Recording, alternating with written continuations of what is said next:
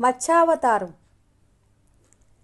కాలం కదులుతోంది, ధర్మం క్షీణిస్తోంది, వేదాలే ప్రమాదంలో ఉన్నాయంటే ఆ విశ్వనాథుడు నిశ్శబ్దంగా ఉండడు.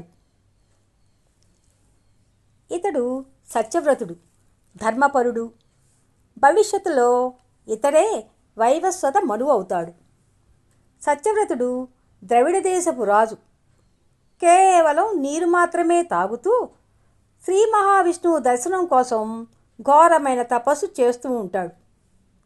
కృతమానిక అనే నది ఒడ్డున ఒకరోజు శ్రీ మహావిష్ణువుకి అర్ఘ్యం చేస్తున్నప్పుడు అతని దోసిల్లోకి చిన్న చేప వచ్చింది. అలా దోసిల్లో చేప ఉండగా తర్పణం వదులుతాడు. అప్పుడు ఆ చేప ఇలా అంటుంది: నీటిలో పెద్ద చేపల వలన నాకు ఆపద ఉంది అని నీ దేశంలోకి రక్షణ కోసం వస్తే నన్ను మళ్ళీ ఆ నీటిలోనే వదిలేస్తావా అని.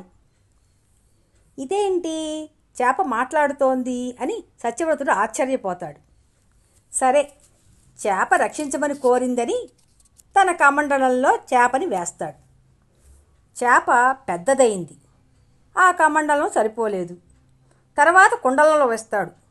చేప ఇంకా పెద్దదయింది. తర్వాత చెరువు, ఆ తర్వాత సముద్రంలో. ఆ సముద్రంలో అత్యంత పెద్దదిగా అయింది. ఇక సత్యవ్రతుడికి అర్థమైపోయింది, చేప రూపంలో వచ్చింది ఆ శ్రీ మహావిష్ణువే అని. అప్పుడు సత్యవ్రతుడు అడుగుతాడు: నేను తపస్సు చేసింది నిన్ను శ్రీ మహావిష్ణువు రూపంలో చూడటానికి కానీ ఈ చేప రూపంలో ఎందుకు దర్శనమిచ్చావు అని. దానికి చేప రూపంలో ఉన్న శ్రీ మహావిష్ణువు ఇలా అంటాడు: బ్రహ్మదేవునికి ఒక కల్పం పూర్తవ్వబోతోంది. శ్వేతవరాహ కల్పం అని సంకల్పం చెప్పుకుంటాం కదా, అంటే బ్రహ్మకి పగటిపూట పూర్తవుతుంది అని అర్థం. ఇంకా బ్రహ్మ పడుకుంటాడు. ఈ సమయంలో సృష్టిని ఆపుతాడు. బ్రహ్మ నిద్రపోతే ప్రళయం వస్తుంది. 7 రోజుల్లో భూమి నీటిలో మునిగిపోతుంది. చిమ్మ చీకటిగా అయిపోతుంది. 7వ రోజు ఒక పెద్ద ఓడతో నేను నీకు ఎక్కడైతే దొరికానో అక్కడ సిద్ధంగా ఉండు. ఋషులు వచ్చి నీ ఓడను ఎక్కుతారు. చీకటిలో ఓడ ఎటు వెడుతుందో నీకు తెలియదు. ఆ ఋషుల శరీరం నుంచి వెలువడే కాంతితో ఓడ ఎటు వెళుతుందో నీకు తెలుస్తుంది. పెద్ద పెద్ద అలలు వస్తే నీ ఓడ తట్టుకోలేదు. అందుకే నేను ఇంత పెద్ద చేప రూపంలో నీ ఓడని నాకు కట్టుకొని కాపాడుతాను. నీకు ఒక పెద్ద పాము కనిపిస్తుంది, అదే వాసుకి. దాన్ని ఒకవైపు ఓడ స్తంభానికి, ఇంకోవైపు నా తోకకు కట్టు. ఓడ పడిపోకుండా నిన్ను తీసుకెళ్ళి రక్షిస్తాను. ఇంకా బ్రహ్మ నిద్రలేచి సృష్టిని మొదలుపెట్టాలి.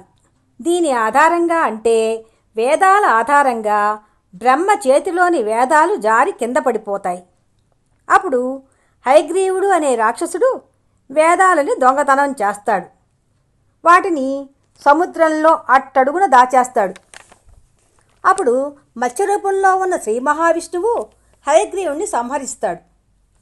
వేదాలను దొంగిలించిన అహంకారానికి ఇదే అంతం. ప్రళయం ఆగిపోయింది. ధర్మం మళ్ళీ మొదలైంది. సృష్టి మళ్ళీ మొదలైంది. సత్యవ్రతుడు వైవస్వత మనువు అవుతాడు. ఇతడే మానవ జాతికి ఆదిపిత, మనువు. జ్ఞానం ప్రమాదంలో ఉన్నప్పుడు, సృష్టే కూలిపోతున్నప్పుడు భగవంతుడు ఏ రూపంలో అయినా వస్తాడు. శ్రీ మహావిష్ణువు ప్రళయాన్ని ఆపి సత్యవ్రతుడికి దర్శనం ఇవ్వచ్చు. కానీ దర్శనం ఒకటే ఇచ్చి వెడితే ప్రళయకాలంలో ఆయన కూడా వెళ్ళిపోతాడు. వెళ్ళిపోతే మళ్ళీ వైవస్వత మనువుగా పుట్టలేడు. ఓడలో వెళ్ళకపోతే ఋషుల దగ్గర బ్రహ్మజ్ఞానం పొందలేడు. హయగ్రీవుడు నీటిలో దాచిన వేదాల్ని బయటికి తీసుకురావడానికి చేప రూపం చాలా అనువైనది. అంటే ఏకకాలంలో 2 ఉపాదాలు చెయ్యొచ్చు. అందుకే మత్స్యావతారం. శుభం.